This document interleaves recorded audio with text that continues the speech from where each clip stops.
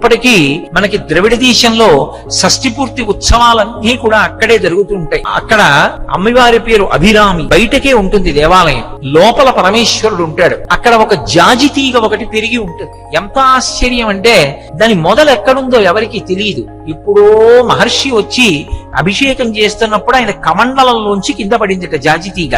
అది భూమిలో ఎక్కడో ఉంటుంది. దాని మీద అగ్నిగుండాలు పెట్టి షష్ఠి పూర్తి చేస్తారు.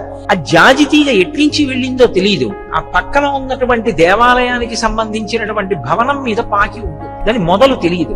విచిత్రం ఏమిటంటే 365 రోజులు పువ్వు పూస్తుంది. ఒక రోజుకి ఒక్కొక్క పువ్వు జాజి పువ్వు పూస్తుంది. నేను ఒక రోజు ఆ దేవాలయానికి వెళ్ళినప్పుడు నాతో పాటు కాంచీపురం నుంచి ఒక ఆయన వచ్చారు. ఇవాళ పూసిన జాజి పువ్వు చూపిస్తారా అని అడిగాను నేను. ఇవాళే మాకు పువ్వు కనపడలేదండి అన్నారు వాళ్ళు. నేను తెల్లబోయాను. ఆయన అదేమిటి పువ్వు పూయకపోవడం ఏమిటి అని పక్కన భవనం ఎక్కి వెతికితే జాజి తీగకి పువ్వు పూసి ఉంది.